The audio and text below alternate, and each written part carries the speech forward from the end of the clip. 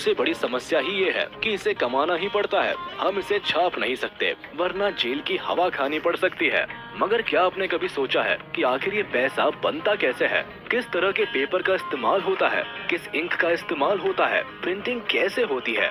अगर ये सवाल आपके दिमाग को भी परेशान कर रहे हैं तो जवाब इस वीडियो में मिल जाएंगे। बस वीडियो के साथ आखिरी तक बने रहिएगा। भारत में 20, 50, 100, 500, 2000 के चमचमाते नोट बनाने के पीछे भी एक लंबी प्रोसेस होती है। कहते हैं कि भारत में इस्तेमाल होने वाला शब्द रुपया एक समय दिल्ली पर राज करने वाले शासक शेरशाह सूरी ने दिया था। इसके साथ ही हमारे देश में पहला वाटरमार्क वाला नोट साल 1861 में छापा गया था। आपको बता दें कि जो नोट भारत में छपते हैं उनके लिए कागज को विदेशों से भी मंगवाना पड़ता है, क्योंकि ये खास तरह का कागज होता है जो भारत में ज्यादा नहीं बनता है। फिलहाल भारत में नोट छापने का अधिकार reserve bank of India RBI के पास है। अगर सरल भाषा में समझाया जाए तो ये सभी बैंक्स को इंस्ट्रक्शन देने का काम करता है। इसके साथ ही इसे बैंक ऑफ बैंक्स भी कहा जाता है।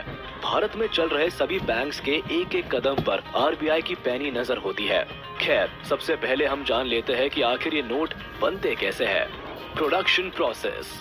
हम आपको बता दें कि पैसों का पेपर घर में इस्तेमाल होने वाले मैगजीन, न्यूज़पेपर, बुक्स और कॉपी के पेपर से बिल्कुल अलग होता है। पैसों के लिए इस्तेमाल किए जाने वाले पेपर में 75% कपास यानी कॉटन और 25% लिनन को मिलाया जाता है। कॉटन और लिनन को अब बड़े बड़े बंडल में पैसा बनाने की फैक्ट्री में लाया जाता है, जहां इन्हें एक बड़ी मशीन के जरिए अच्छे से आपस में मिक्स किया जाता है।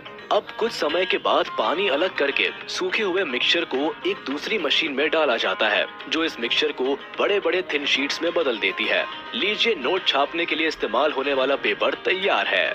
The design stage. इस पेपर को भारतीय नोट का रूप देने के लिए इस पर प्रिंटिंग करनी होती है, जो कि बहुत सोच समझ कर की जाती है। आर्ट वर्क, ग्राफिक डिजाइन और सभी सिक्योरिटी फीचर्स को मिलाकर एक परफेक्ट नोट इसी स्टेज में तैयार किए जाते हैं। हर भारतीय नोट के ऊपर एक चमकीली पट्टी देखी जाती है, जिसके बिना कोई भी नोट चला पाना नामुमकिन है। जिस पट्टी से ही अक्सर लोग ये पता करते हैं कि नोट असली है या नकली। मिक्सचर का पेपर बनने के बाद उस पर सबसे पहले ये पट्टी ही लगाई जाती है। पेपर के सभी बंडल्स को एक मशीन में डाल दिया जाता है, जिसमें एक सही शेप और साइज के अनुसार इन पर पट्टी चढ़ाई जाती है। जिसके बाद इन नोटों पर गांधी जी की फोटो का वाटरमार्क डाला जाता है। नोट को एक एक्यूरेट और परफेक्ट डिजाइन देने के लिए मशीन्स में इनके मेजरमेंट्स और विजिबिलिटी को एक समान ही रखा जाता है। इसके साथ ही आपने हर नोट पर अलग अलग कुछ नंबर्स लिखे हुए देखे होंगे। दरअसल वो नोट के सीरियल नंबर होते हैं, जिसे छापते समय बड़े ही ध्यान से एक ही सीरीज में डाला जाता है। प्रिंटिंग के समय हर चीज को चेक करने का जिम्मा क्वालिटी इंस्पेक्टर का होता है, जो कि कंप्यूटर्स के जरिए इन्हें अच्छे से चेक करते रहते हैं। Currency colouring stage. ये काफी मुश्किल स्टेप भी कही जा सकती है, क्योंकि इस स्टेप में नोट के रंग पर ध्यान देना होता है। जिस भी कलर का नोट होता है उस कलर को एक बड़ी सी मशीन में सही क्वांटिटी में जरूरत के अनुसार मिला दिया जाता है। क्वांटिटी पर ही नोट का कलर निर्भर करता है और इसीलिए कलर्स का सही क्वांटिटी में होना बेहद जरूरी होता है। अगर थोड़ा भी कलर ऊपर नीचे होता है तो आपका पेपर खराब हो सकता है। खैर, अब कलर करने के बाद डाले हुए कलर में रंगा हुआ ये नोट मशीन से एक साथ बाहर आता है, जो देखने में काफी हद तक तैयार लगता है, पर अभी भी इसमें काफी सारी चीजें बाकी है। Finishing and checking.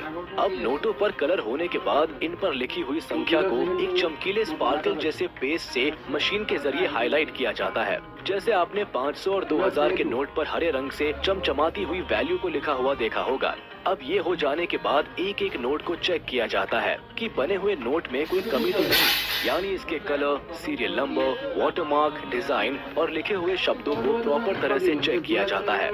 इस दौरान जो नोट खराब होते हैं या जिनमें कोई कमी होती है उन्हें एक तरफ छांट दिया जाता है। सही नोट की सभी शीट्स को अब आगे की प्रोसेस के लिए वापस मशीन में डाल दिया जाता है। कटिंग।